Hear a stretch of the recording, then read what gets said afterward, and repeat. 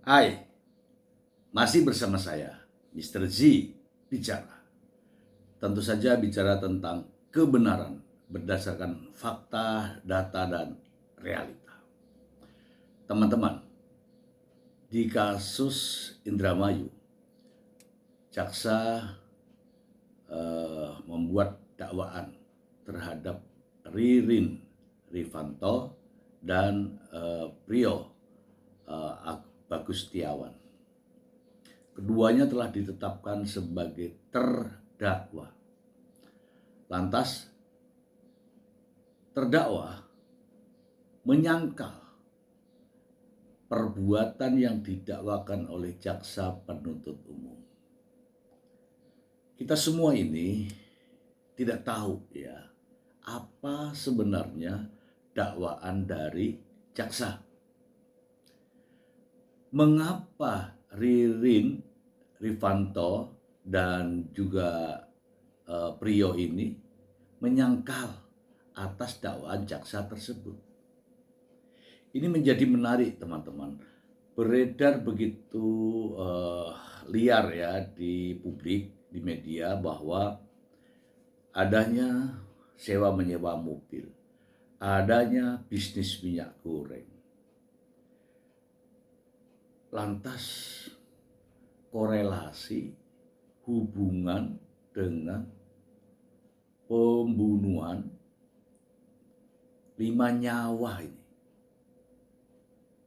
Bisnisnya seperti apa sehingga menimbulkan dendam yang begitu dalam?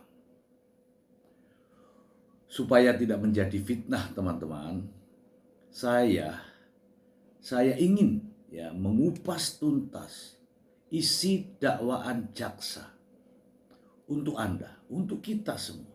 Berikut.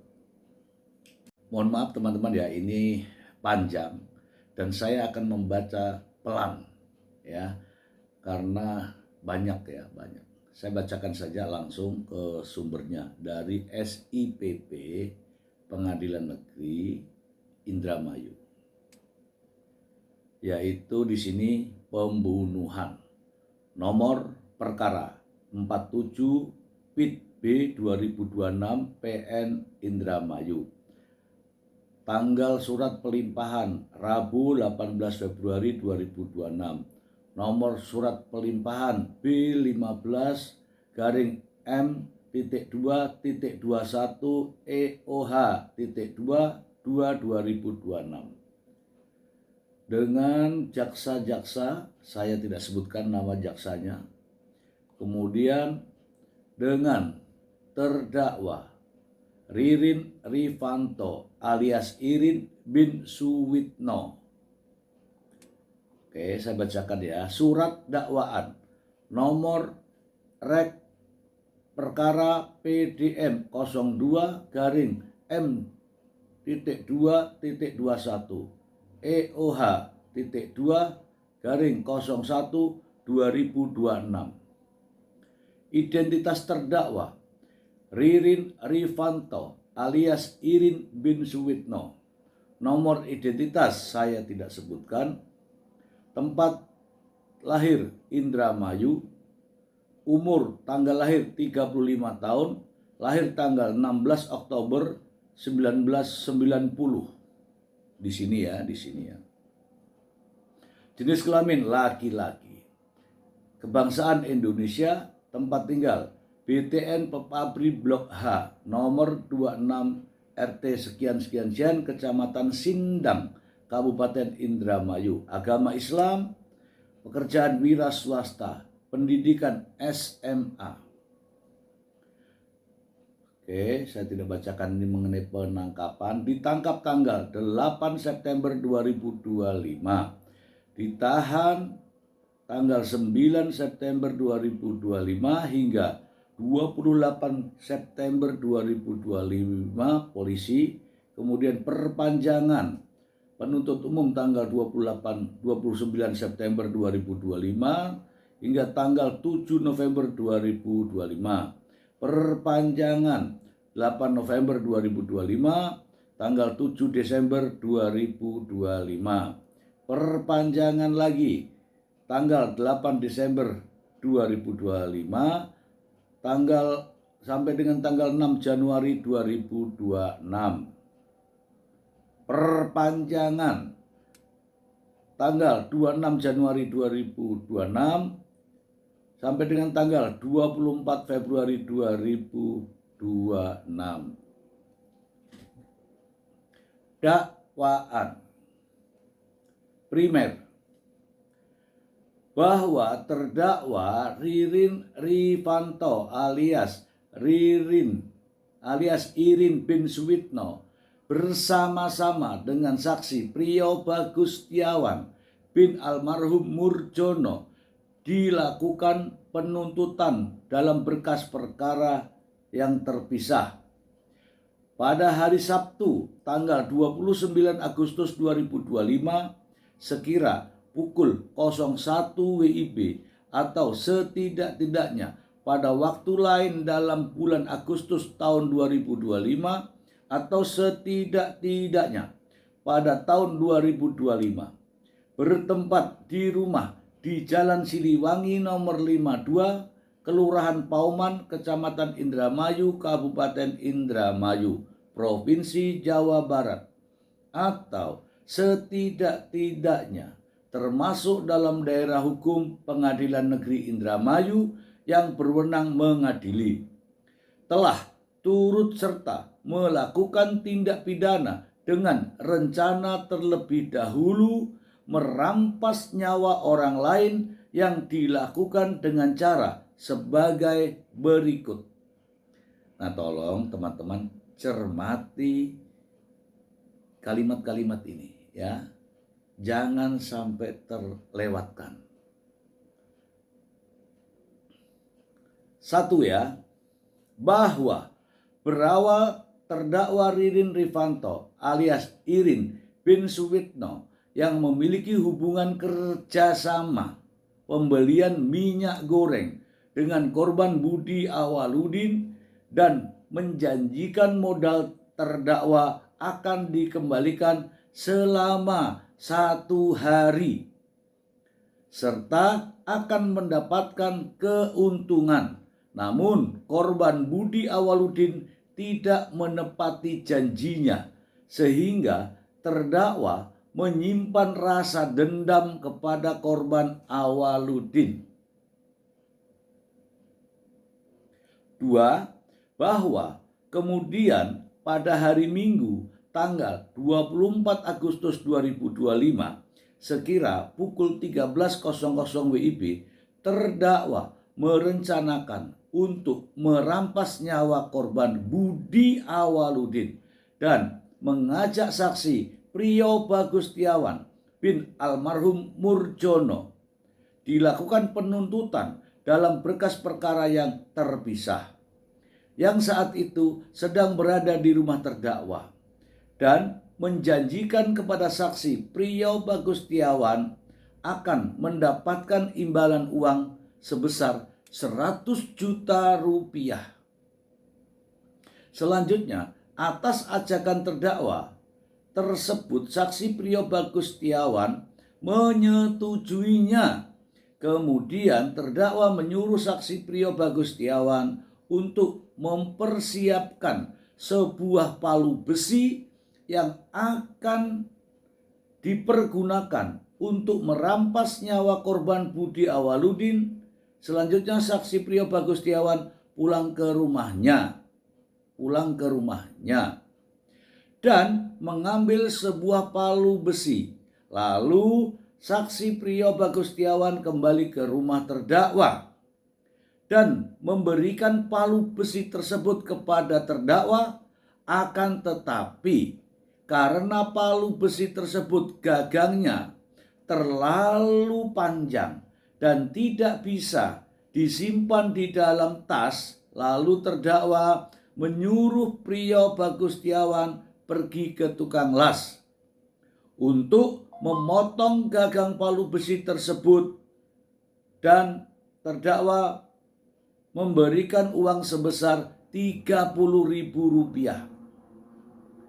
Kepada saksi Priyo Bagustiawan selanjutnya sekira pukul 13.30 saksi Priyo Bagustiawan pergi ke tukang las dengan menggunakan 1 unit sepeda motor Yamaha Mio warna hitam silver nomor plat nopol sekian.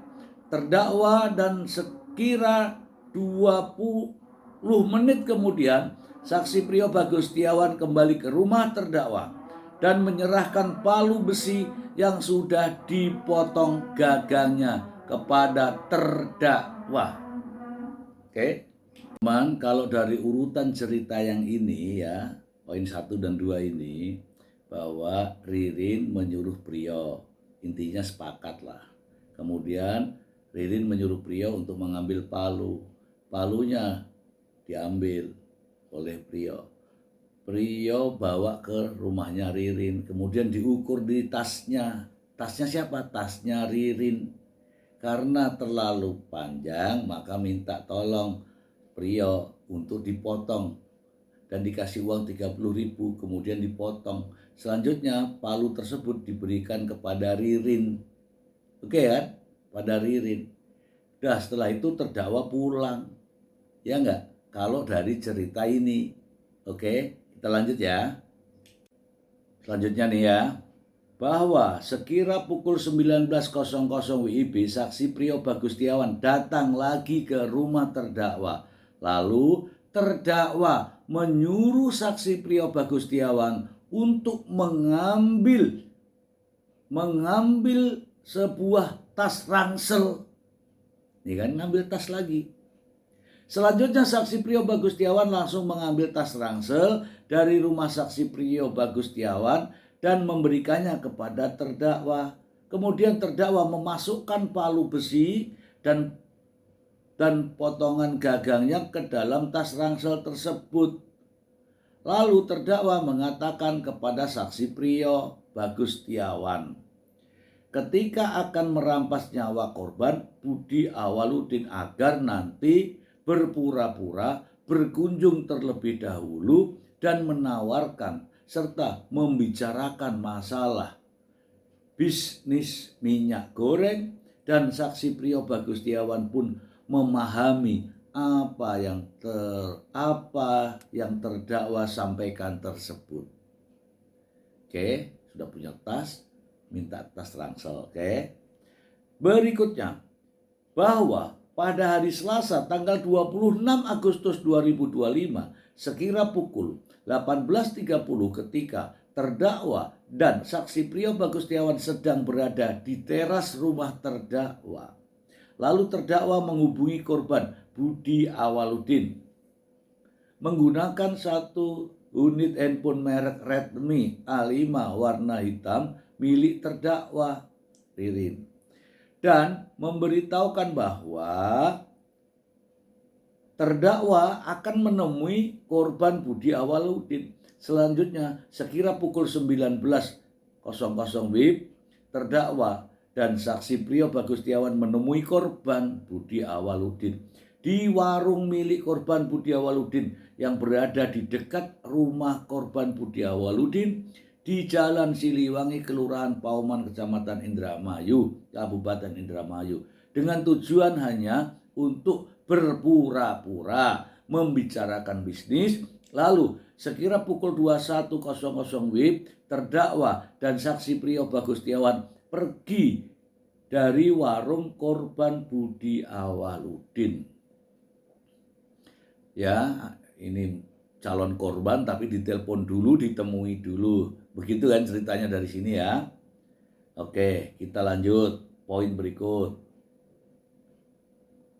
Bahwa kemudian pada hari Kamis tanggal 28 Agustus di hari H ini ya, sekira pukul 19.30 WIB terdakwa mengajak saksi Priyo Bagustiawan untuk pergi ke rumah korban Budi Awaludin dan berpura-pura untuk membicarakan masalah bisnis minyak goreng, beras, telur, dan gula. Namun tujuan terdakwa dan saksi Priyo Bagustiawan hanyalah untuk memastikan apakah korban Budi Awaludin berada di rumahnya. Lalu terdakwa dan saksi Priyo Bagus Setiawan bertemu dan ngobrol dengan korban Budi Awaludin di warung milik korban Budi Awaludin hingga pukul 21 WIB. Ngobrol dulu ya. Kemudian terdakwa dan saksi Priyo Bagus Setiawan pergi dari warung milik korban Budi Awaludin tersebut. Pergi. Selanjutnya, sekira pukul 22 WIB, terdakwa kembali mengajak saksi Priyo Bagus Setiawan untuk pergi ke rumah korban Budi Awaludin dengan maksud untuk melakukan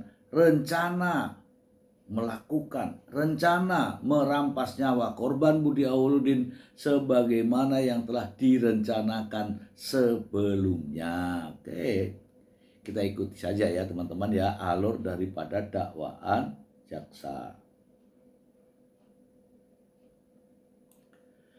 Bahwa kemudian pada hari Jumat tanggal 19 pada hari Jumat tanggal 29 Agustus 2025, di sini tertulis 2023 ya.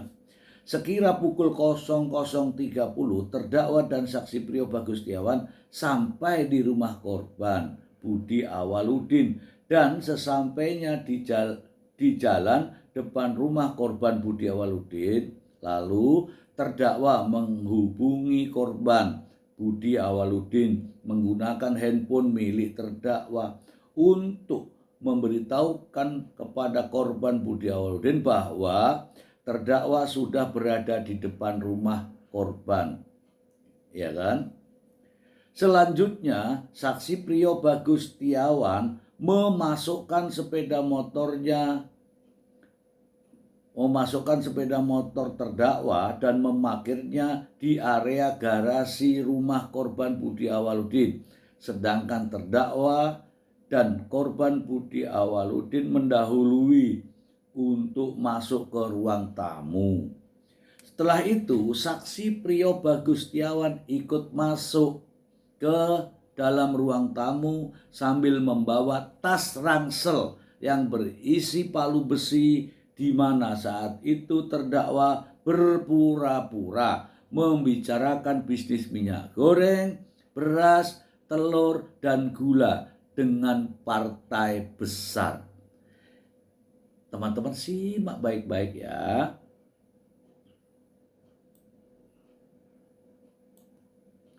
Di sini poinnya. Bahwa setelah itu korban Budi Awaludin pergi ke dapur untuk membuatkan minuman, dan pada saat itu terdakwa mengatakan kepada saksi Priyo Bagus Setiawan dengan nada pelan, "Siap-siap ning adepan lawang," dalam kurung siap-siap di depan pintu. Lalu saat korban Budi Awaludin datang dengan membawa minuman, saksi Priyo Bagus Setiawan langsung berdiri di depan pintu depan, di mana setelah itu korban Budi Awaludin langsung keluar bersama terdakwa melalui pintu samping menuju garasi rumah, diikuti oleh saksi Priyo Bagus Setiawan yang juga keluar ruang tamu untuk melihat mobil pickup milik korban Budi Awaludin. Selanjutnya korban Budi Awaludin kembali lagi menuju ke pintu samping rumah dibarengi saksi Priyo Bagus Setiawan dengan posisi di belakang korban Budi Awaludin dan terdakwa pada posisi paling belakang.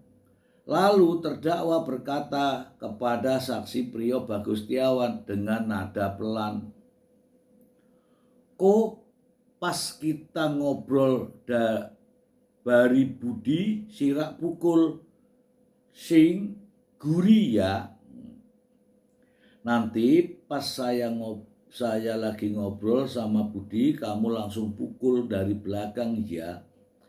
Lalu saksi Priyo Bagustiawan langsung mengambil palu besi dari dalam tas ransel, kemudian sekira pukul 01 WIB pada saat korban Budi Awaludin hendak masuk ke ruang tamu melalui pintu samping rumah, lalu saksi Priyo Bagustiawan langsung memukulkan palu besi tersebut dengan menggunakan tangan kanan ke kepala bagian belakang sebelah kiri korban Budi Awaludin sebanyak 1 kali, hingga korban Budi Awaludin menjadi lemas dan terjatuh. Selanjutnya saksi Priyo Bagustiawan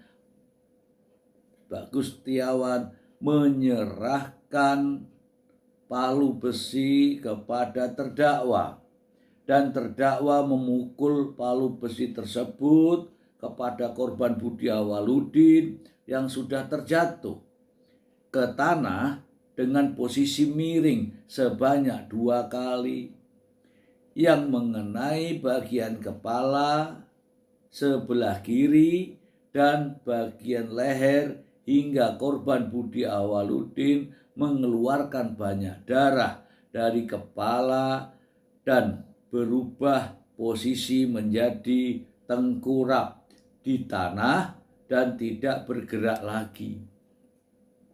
Kalau melihat narasi ini ya teman-teman ya, narasi ini kita bahas dulu nih. Jadi habis Priyo memukul, palunya itu dikasihkan Ririn. Jadi bergantian ini untuk 1 orang ini. Pukul, nih kamu gantian, pukul 2 kali sehingga dibilang di sini nih keluar banyak darah dari kepala dan berubah posisi menjadi tengkurap. Ini berarti hening ya, gak ada masalah apa-apa ya. Ya kan? Intinya Budi sudah meninggal dunia. Dipukul oleh 2 orang tadi. Mari kita lanjutkan lagi.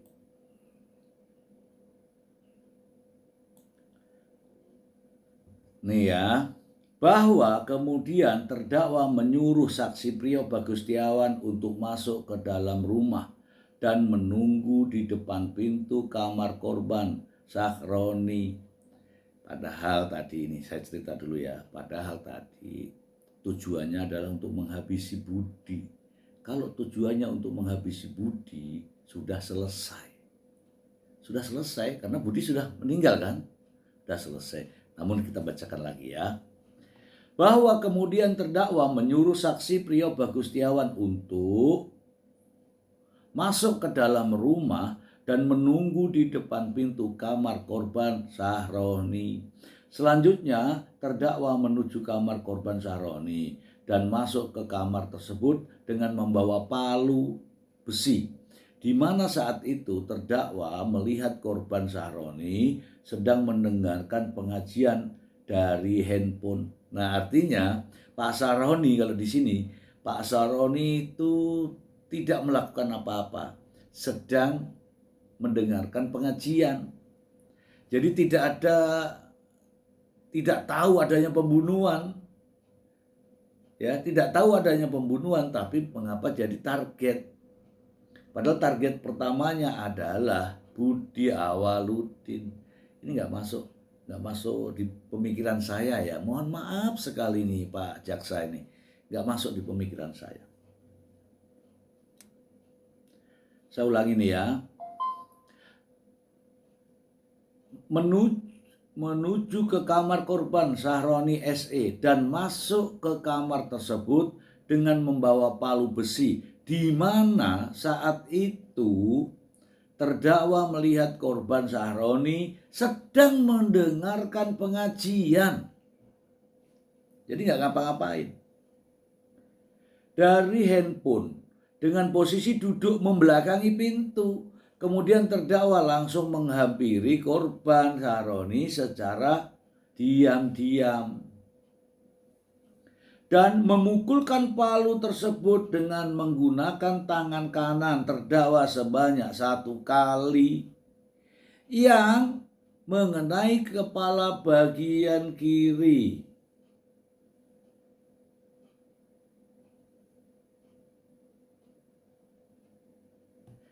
Bagian kiri atas korban Saroni hingga korban Saroni SE jatuh tersungkur dan mengeluarkan darah dari bagian kepala. Selanjutnya saksi Prio Bagustiawan masuk ke dalam kamar dan terdakwa langsung menyerahkan palu tersebut kepada saksi Prio Bagustiawan. Oke, jadi gantian nih, palunya digantikan nih kalau bahasa ini ya. Lalu saksi Prio Bagustiawan langsung memukul kembali palu besi tersebut kepada kepala korban Saroni ya. Habis Ririn terus Prio, gantian gitu ya. Terdakwa langsung menyerahkan palu besi tersebut kepada saksi Prio, dari Ririn ke Prio. Lalu Prio langsung memukulkan kembali palu besi tersebut kepada korban Saroni dengan menggunakan tangan kanan sebanyak 1 kali yang mengenai kepala bagian kiri atas. Lalu terdakwa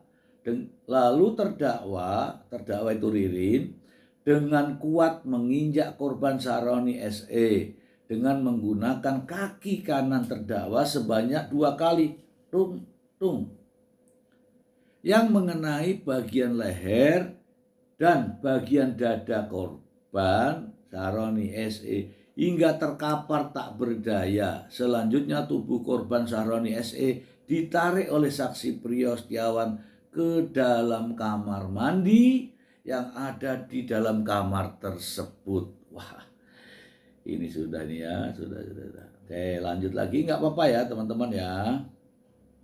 Nggak apa-apa, kita lanjut lagi nih. Selanjutnya, aneh ya kan? Tapi ya baca lagi ya. Bahwa kemudian terdakwa dan saksi Prio, Ririn dan Prio menuju ke kamar Uis berdua nih ya. Menuju ke kamar Uis, Juwita Sari. Lalu saksi Prio Bagustiawan masuk ke dalam kamar tersebut, sedangkan terdakwa menunggu di depan pintu kamar.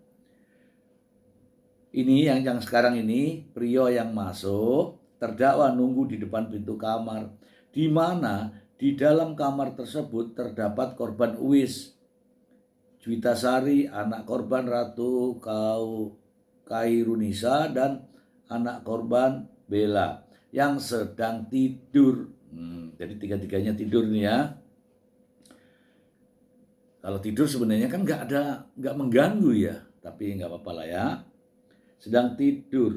Selanjutnya saksi Prio Bagustiawan langsung memukul palu kepada korban Uis, Juwita Sari, sedang tidur loh ini, dengan menggunakan tangan kanan sebanyak 2 kali, dok, yang mengenai bagian dahi, kepala sebelah kanan korban Uis, hingga korban Uis Juwita Sari seperti orang sesak nafas dan merintih kesakitan, serta mengeluarkan darah dari kepala. Setelah itu saksi Prio Setiawan menyerahkan palu lagi, ya, kepada Ririn, ya, pada Ririn. Lalu terdakwa ini Ririn memukul palu besi tersebut ke korban Uis Juwita Sari dengan menggunakan tangan kanan terdakwa sebanyak 1 kali yang mengenai bagian dagu hingga mengeluarkan darah dari bagian mulut hingga korban Uis Juwita Sari berhenti merintih kesakitan. Selanjutnya terdakwa dan saksi Prio Bagustiawan juga merampas nyawa kedua anak dari korban Budi Awaludin, yaitu anak korban Ratu Kairunisa dan anak korban Bella. Nah ya, ini orang pada ini sedang tidur ini sebenarnya ya. Oke, saya lanjutkan lagi. Bahwa kemudian terdakwa masuk ke kamar korban Budi Awaludin dan mengambil handphone milik korban Budi Awaludin dan ini kan habis membunuh Uwis. Kamarnya Uwis kan kamarnya Awaludin. Oke ya, tapi nggak apa-apa ya. Bahwa kemudian terdakwa masuk kamar korban Budi Awaludin dan mengambil handphone milik korban Budi Awaludin dan handphone milik korban Uwis Juwitasari. Setelah itu terdakwa masuk ke dalam kamar korban Sahroni dan juga mengambil sebuah handphone dan uang tunai senilai 10 juta rupiah yang disimpan di dalam tas lempang kecil warna coklat yang menggantung di pintu kamar korban Sahroni. Selanjutnya, terdakwa kembali lagi ke kamar korban Budi Awaludin dan mengambil uang tunai sebesar 2.500.000, lalu memasukkan uang tersebut ke dalam tas lempang milik korban Sahroni. Kemudian sekira pukul 03.30 saksi Priyo Bagustiawan memasukkan sepeda motor milik terdakwa yang sebelumnya terparkir di teras halaman depan rumah ke dalam ruang tamu. Lalu terdakwa menyuruh saksi Priyo Bagustiawan untuk mengambil cangkul dan sekira pukul 04.00 saksi Priyo Bagustiawan berangkat ke rumahnya di Pepabri, Indramayu dengan menggunakan sepeda motor milik korban. Setelah itu saksi Priyo Bagustiawan kembali lagi ke rumah korban Budi Awaludin dengan membawa sebuah cangkul. Selanjutnya terdakwa dan saksi Priyo Bagustiawan pergi ke kamar mandi untuk mengangkat anak korban Bella yang sudah tidak bernyawa dan meletakkannya di kasur di kamar korban Uwis Juwitasari. Ini belibet, ini pembunuhan kok belibet banget ini. Tapi nggak apa-apa ya, tetap kita bacakan ya. Oke, selanjutnya. Bahwa sekira pukul 9 pagi ya, terdakwa mengakses handphone milik korban Budi Awaludin untuk mengelabui keberadaan korban Budi Awaludin. Siapa yang dikelabui saya tidak tahu. Beserta keluarga korban Budi Awaludin dengan cara terdakwa membuat status di aplikasi WhatsApp milik korban Budi Awaludin seolah-olah korban Budi Awaludin beserta keluarganya sedang berada di Kuningan, Jawa Barat, di mana sekira pukul 09.22 status aplikasi WhatsApp tersebut dikomentari oleh saksi Evan Bagus Pratama bin Budi Herianto yang menanyakan mengapa korban Budi Awaludin berada di Kuningan.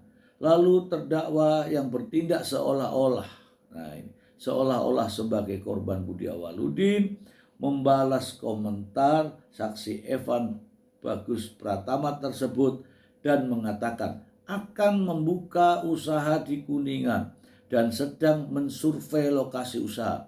Selanjutnya, sekira pukul 10.11 WIB, terdakwa yang bertindak seolah-olah sebagai korban Budi Awaludin lalu mengirimkan pesan aplikasi WhatsApp kepada saksi Evan Bagus Pratama untuk menjual mobil Suzuki Cherry Pickup milik korban Budi Awaludin. Namun disarankan oleh saksi Evan Bagus Pratama agar mobil tersebut digadaikan saja. Selanjutnya, sekira pukul 14.00 WIB, terdakwa keluar dari rumah korban Budi Awaludin dengan menggunakan sepeda motor milik korban Budi Awaludin untuk pulang ke rumah terdakwa dengan tujuan menyiapkan pakaian ganti, dan setelah itu terdakwa kembali lagi ke rumah korban Budi Awaludin. Iki pembunuhan model opo iki? Masa pembunuhan kamu tuh bolak-balik ya itu jelas. Kalau ini benar ya teman-teman, kalau benar dakwaan jaksa ini jelas ini pembunuhan yang belibet. Mana ada korban tuh habis membunuh kok datang lagi, mandi dulu, kembali lagi, mempersiapkan pakaian. Tapi nggak apa-apa ya, ini poinnya saya baca lagi. Bahwa sekira pukul 23, ini hari itu juga, tapi malam ya. Bahwa sekira pukul 23 WIB terdakwa mengambil kain spray yang terdapat di lemari di dalam kamar korban Budi Awaludin, lalu menutupkan kain spray tersebut ke korban Budi Awaludin yang sudah tidak bernyawa dan masih berada di depan pintu samping rumah. Setelah itu terdakwa dan saksi Priyo Bagustiawan memindahkan korban Sahroni SE yang sudah tidak bernyawa dengan cara menaikkannya ke atas terpal, kemudian menyeretnya menuju ke ruangan belakang dekat gedung Burung Walet. Selanjutnya terdakwa dan saksi Priyo Bagustiawan menuju ke depan rumah dan menyeret korban Budi Awaludin dengan menggunakan terpal dan mengikat kedua kaki dan tangannya dengan menggunakan tali tambang dan membawanya ke belakang dekat gedung Burung Walet. Kemudian terdakwa dan saksi Priyo Bagustiawan mengangkat korban Uis Juwitasari yang sudah tidak bernyawa dengan menggunakan kain spray dan membawanya ke belakang dekat gedung Burung Walet. Lalu saksi Priyo Bagustiawan menggendong anak korban Ratu Khairunisa dan anak korban Bella yang sudah tidak bernyawa dan membawanya ke belakang dekat gedung Walet. Selanjutnya, setelah kelima korban yang sudah tidak bernyawa tersebut telah dikumpulkan menjadi satu, lalu terdakwa dan saksi Priyo Bagustiawan mengambil tanah dari lokasi gedung Burung Walet dengan menggunakan cangkul dan baskom, lalu menutup dan menimbun kelima korban. Oh, menimbun ini bukannya menggali. Oke. Mumet teman-teman, mumet. Dakwaan kok jelimet gini ya. Lanjut lagi. Bahwa kemudian terdakwa dan saksi Priyo Bagustiawan masuk kembali ke dalam kamar korban Budi Awaludin, lalu terdakwa membalikkan kasur dan terdapat darah di bagian bawah, sedangkan saksi Priyo Bagustiawan mengambil kain spray dan masuk ke dalam kamar korban Sahroni SE, lalu membersihkan ceceran darah yang terdapat di lantai, sedangkan terdakwa membersihkan lantai ruangan tamu dengan menggunakan kain pel. Setelah itu saksi Priyo Bagustiawan membersihkan kain spray yang terdapat noda darah di kamar mandi yang terletak di kamar korban Sahroni. Lalu terdakwa dan saksi Priyo Bagustiawan meletakkan kain spray di dekat terpal sebelah kelima korban yang sudah tertutup tanah. Wah.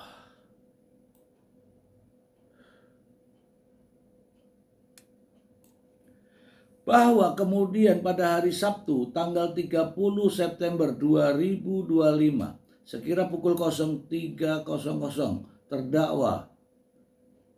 terdakwa mengeluarkan satu unit mobil pickup milik korban Budi Awaludin ke pinggir jalan dan diparkir di depan rumah korban Budi Awaludin dan kunci kontaknya disimpan di dalam dashboard mobil tersebut. Setelah itu terdakwa dan saksi Priyo Bagustiawan pergi meninggalkan rumah korban Budi Awaludin. Kemudian sekira pukul 04 terdakwa dan saksi Priyo Bagustiawan sampai di rumah saksi Priyo Bagustiawan. Bagustiawan sampai di rumah terdakwa. Lalu saksi Priyo Bagus Setiawan pulang ke rumahnya. Sedangkan terdakwa langsung masuk ke dalam rumah terdakwa. Loh, habis membunuh kok pulang? Ini nih. Ya, tak wajakin lagi. Setelah itu terdakwa dan saksi Priyo Bagus Setiawan pergi meninggalkan rumah korban Budi Awaludin. Kemudian sekira pukul 4, jam 4 subuh, terdakwa dan saksi Priyo Bagus Setiawan sampai di rumah terdakwa. Lalu saksi Priyo Bagus Setiawan pulang ke rumahnya, sedangkan terdakwa langsung masuk ke dalam rumah. Selanjutnya sekira pukul 04.10 WIB, saksi Priyo Bagus Setiawan jam 10 ya, jam 4.10, saksi Priyo Bagus Setiawan datang kembali ke rumah terdakwa. Lalu terdakwa dan saksi Priyo Bagus Setiawan langsung pergi ke rumah Budi Awaludin kembali. Lah, ini baru 10 menit masuk rumah, kemudian pergi lagi ya. Oke. Dengan menggunakan taksi online. Dengan menggunakan taksi online ini masih bisa ditelusuri nih kalau benar. Dan setelah sampai ke rumah korban Budi Awaludin, terdakwa dan saksi Priyo Bagus Setiawan masuk ke garasi mobil dan membawa satu unit Toyota Corolla warna biru milik korban Sahroni, sambil membawa tas ransel yang berisi palu, besi, dan tas lempang warna hitam milik korban Sahroni yang di dalamnya berisi uang tunai. Ini secocok-cocoknya ini.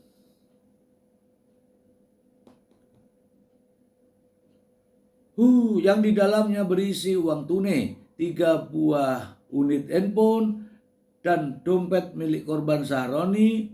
Lalu terdakwa dan saksi Priyo Bagus Setiawan meninggalkan rumah korban Budi Awaludin dan menuju wilayah Jatibarang. Kemudian sekira pukul 05.15 dari jam 4.10 ke 5.15, berarti cuma kurang lebih 1 jam, terdakwa yang bertindak seolah-olah sebagai korban Budi Awaludin lalu mengirimkan pesan aplikasi WhatsApp kepada saksi Evan Bagus Pratama dengan isi pesan, "Van, mobil wis ning arep, uang tinggal metu bae. Pan paketang bet bae, mobil ning arep omah. Van, mobil sudah di depan rumah, tinggal ambil saja nanti. Kalau sudah bangun, ambil saja mobil di depan rumah." Selanjutnya sekira pukul 05.30, ini kan 5.19, sekarang 5.30. WIB terdakwa dan saksi Priyo Bagus Setiawan sampai di hotel Adis Syariah Jatibarang, dan sesampainya di hotel sekira pukul 7 lah. Gimana? Sekira pukul 7 WIB terdakwa dan saksi Priyo Bagus Setiawan melakukan check-in di Adis Syariah dengan menggunakan identitas KTP korban Budi Awaludin, dan sekira pukul 11.00 WIB terdakwa mendapat pesan balasan dari Evan yang menjelaskan mobil pickup milik korban Budi Awaludin sudah dibawa oleh saksi Evan Bagus Pratama dan akan digadaikan oleh saksi Evan Bagus Pratama selanjutnya pada pukul malam berikutnya lagi. Pada pukul sekira 23.45 WIB, terdakwa dan saksi Priyo Bagus Setiawan pergi kembali menuju ke rumah korban. Balik lagi. Kembali menuju rumah korban Budi Awaludin dengan menggunakan taksi online. Lalu masuk ke dalam rumah korban untuk mengambil barang-barang berupa 2 kain spray, 2 bantal ukuran besar dan kecil, 2 selimut yang dimasukkan ke dalam 2 buah koper warna hitam milik korban Budi Awaludin. Ngapain? Kalau sudah melakukan kok balik lagi hanya untuk bantal? hanya untuk bantal. Kayaknya nggak masuk akal ya teman-teman ya. Tapi nggak apa-apa ini karena saya tujuannya adalah membacakan. Bahwa kemudian pada hari Minggu tanggal 31 Agustus 2025 sekitar pukul 02.30 terdakwa dan saksi Priyo Bagus Setiawan meninggalkan rumah korban Budi Awaludin dengan menggunakan taksi online di mana terdakwa keluar melalui pintu garasi, kemudian pintu garasi dikunci dari dalam oleh saksi Priyo Bagus Setiawan. Lalu saksi Priyo Bagus Setiawan keluar melalui pintu depan dan mengunci pintu dari luar dan membawa anak kuncinya selanjutnya. Terdakwa dan saksi Priyo Bagus Setiawan menuju hotel Adis Jatibarang dan sampai sekira pukul 03. Setengah jam berarti ya, setengah jam dari situ. Oke. Kemudian sekira pukul 16, setengah jam, terus 16-nya lagi sore 16 WIB, saudari Ivan Bagus Pratama memberikan kabar bahwa mobil pickup saudara Budi Awaludin sudah berhasil digadaikan dan ditransfer senilai 14 juta rupiah ke akun dana milik saudara Budi Awaludin. Lalu sekira pukul 17-nya 17-nya terdakwa menyuruh saksi Priyo Bagus Setiawan untuk mengambil uang tersebut di akun dana milik korban Budi Awaludin ke Briling. Selanjutnya saksi Priyo Bagus Setiawan pergi dengan menggunakan ojek online dan saksi Priyo Bagus Setiawan kembali lagi ke Hotel Adis Syariah dengan membawa sebesar 3.500.000.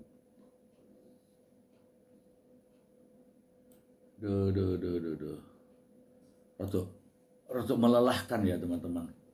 Bahwa kemudian bahwa kemudian pada hari Senin tanggal 1 September 2025 sekira pukul 09 WIB terdakwa dan saksi Priyo Bagus Setiawan berencana untuk membuat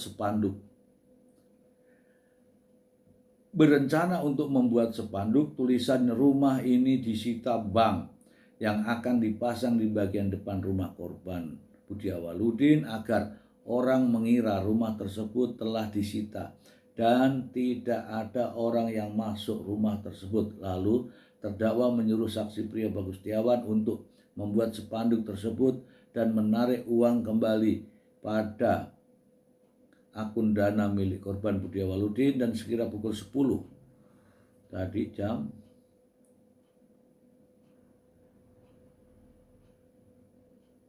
9.10 saksi Priyo Bagus Setiawan pergi keluar hotel untuk mengambil uang di akun dana milik korban Budi Awaludin di Briling dan untuk membuat spanduk. Lalu sekira pukul 11.30 WIB saksi Priyo Bagus Setiawan kembali ke kamar 11.30 dari jam 9 pergi, jam 10, jam 11.30 pergi. Bagus Setiawan kembali ke kamar hotel dengan membawa uang sebesar 10 juta rupiah dan membawa spanduk pesanan terdakwa. Ini ada spanduk ya. Selanjutnya sekira pukul 21. Pukul 21 terdakwa mengetahui adanya berita penemuan. Ini tanggal 1 ini ya, tanggal 1 ini masih ngambil uang. Nah ini sudah nggak ketemu nih. Di hotel itu tanggal berapa, jam berapa, kemudian ngambil uangnya itu kan di hotel. Nah sekarang ini tanggal 1 ini membuat spanduk. Saksi Priyo Bagus Setiawan kembali ke kamar hotel dengan membawa uang sebesar 10 juta rupiah dan membawa spanduk pesanan terdakwa. Selanjutnya sekira pukul 21 malamnya terdakwa mengetahui adanya berita penemuan mayat di rumah korban Budi Awaludin. Kemudian terdakwa memberitahukan kepada saksi Priyo Bagus Setiawan bahwa kasus pembunuhan keluarga korban Budi Awaludin sudah viral. Selanjutnya sekira pukul 23, terdakwa dan saksi Priyo Bagus Setiawan berangkat menuju wilayah Babadan, Kecamatan Sindang, Kabupaten Indramayu di dekat rumah saksi Evan Pratama. Dan pada hari Selasa tanggal 2 September 2025 sekira pukul 00.30 sesampainya terdakwa dan saksi Priyo Setiawan di Desa Babadan, Sindang, Kecamatan Indramayu dekat rumah Evan, lalu terdakwa dan saksi Priyo Bagus Setiawan meninggalkan mobil Corolla biru tersebut di pinggir jalan tersebut agar seolah-olah perbuatan tersebut dilakukan oleh saksi Evan Bagus Setiawan. Kemudian terdakwa menurunkan dua koper dan membuangnya di Sungai Cimanuk. Lalu ini enggak Cimanuk, lalu terdakwa, lu gimana sih? Bawa mobil ke rumahnya Evan, kemudian habis itu dia pergi naik apa? Agar seolah-olah perbuatan tersebut dilakukan oleh Evan, kemudian terdakwa menurunkan dua koper dan membuangnya di Sungai Cimanuk. Lalu terdakwa dan saksi Priyo Bagus Setiawan berjalan menuju ke samping kantor Balai Desa Babadan dan memesan taksi online. Oh, nurunkan koper.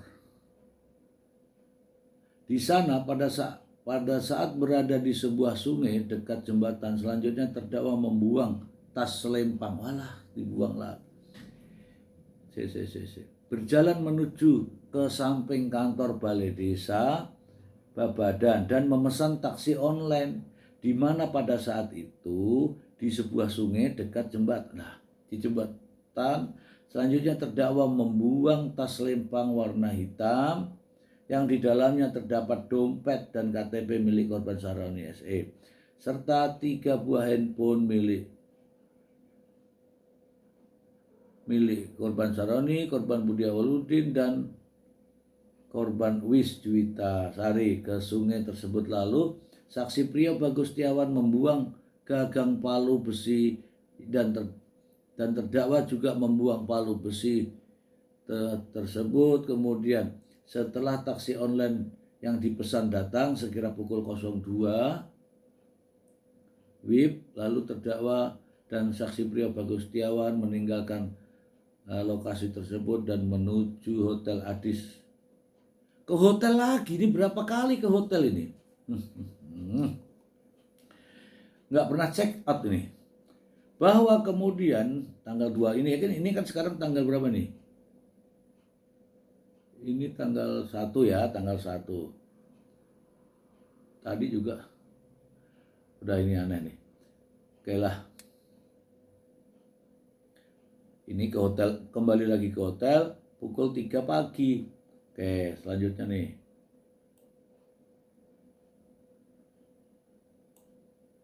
Bahwa kemudian pada hari Rabu tanggal 3 September, ini langsung ke Rabu ya, 3 September pukul 14.00 WIB, terdakwa dan saksi Priyo Bagus Setiawan keluar dari hotel. Oh, berapa hari ini di hotel nih? Tanggal 1, tanggal 2, tanggal 3, oke ya. Dan pergi meninggalkan wilayah Indramayu menuju wilayah Jawa Tengah. Sampai akhirnya terdakwa Bagus Setiawan kembali lagi ke Kabupaten Indramayu dan pada tanggal 8 September 2025 berhasil dilakukan penangkapan oleh pihak kepolisian dari Polres Indramayu. Mantap nih, berhasil menangkap di Indramayu guna pengusatan lebih lanjut. Waduh. Oke teman-teman, saya sudah menceritakan semuanya ini tadi ya, kita ulas. Teman-teman sudah mendengarkan semua apa yang sudah saya bacakan. Tinggal Anda menganalisanya ya. Bagi saya sebenarnya kalau memang itu maunya sesuai dengan dakwaan jaksa, tujuannya adalah merampas nyawa Budi Awaludin. kalau tujuannya itu sebenarnya di awal sudah selesai. Buktinya Pak Haji Saroni almarhum itu dari cerita ini tidak ngapa-ngapain, tidak menghalang-halangi, bahkan tidak menyaksikan. Lah lagi pengajian di kamar, Uwis lagi tidur. Sebenarnya kalau tujuannya hanya untuk merampas nyawa Budi, sudah selesai. Sudah selesai. Yang berikutnya, ini saya tidak tahu ya, ini di hotel ini berapa kali. Kalau ada, ini saya tidak pernah melihat ada penjahat, kriminal yang begitu sadis. Tetapi justru bolak-balik hotel ke rumah, ke TKP, hotel lagi ke TKP lagi. Padahal ini baru pertama kali dia lakukan. Kalau mungkin sudah jadi the killer mungkin berani-berani aja. Tapi ini baru pertama kali bolak-balik ke hotel, bolak-balik ke hotel. Kok berani? Padahal kita ini ngeri. Kemudian terkait dengan pengambilan uang juga itu patut dipertanyakan. Apalagi ini 3 kali loh. Ya 3 kali. Kemudian ada pesanan spanduk. Loh kalau pesanan spanduk, kalau pembunuhan berencana itu semua hal itu direncanakan terlebih dahulu secara matang. Bukan baru mau akan. Ini sangat sulit ya, sangat sulit dinalar. Ya saya tidak mendramatisir kasus ini, tapi gini aja, logika saja. Kalaulah ini dakwaan jaksa, bagaimana bisa membuktikan? Itu aja. Ya, bagaimana bisa membuktikan? Berbeda dengan ketika saya sedang melakukan perbuatan itu disaksikan oleh atau diketahui itu ya, diketahui oleh Haji Saroni, ya saya kejar Haji Saroni, itu masuk akal. Tapi Haji Saroni kan sedang pengajian, bagaimana coba berpikirnya itu? Kan nggak mengganggu. Tujuan awalnya adalah rencana tadi, yaitu mengambil ya nyawa dari Budi. Ya udahlah. Masih banyak ya. Kenapa nih handphone dibuang, apa dibuang, dah terus. Nah sekarang taksi online itu juga perlu diselidiki, mungkin disuarakanlah di sana. Barang siapa taksi online, apalagi berat untuk menganalisa kasus ini kawan-kawan. Kenapa? Karena sedikit pun tidak masuk di akal saya. Begitu saja teman-temanku, silakan teman-teman berpikir dan menganalisa sendiri ya. Saya kasih linknya, nanti teman-teman silakan Anda buka sendiri. Itu dari saya, semoga informasi ini bermanfaat untuk kita semua. Mr. G bicara berdasarkan fakta, data, dan realita. Bye.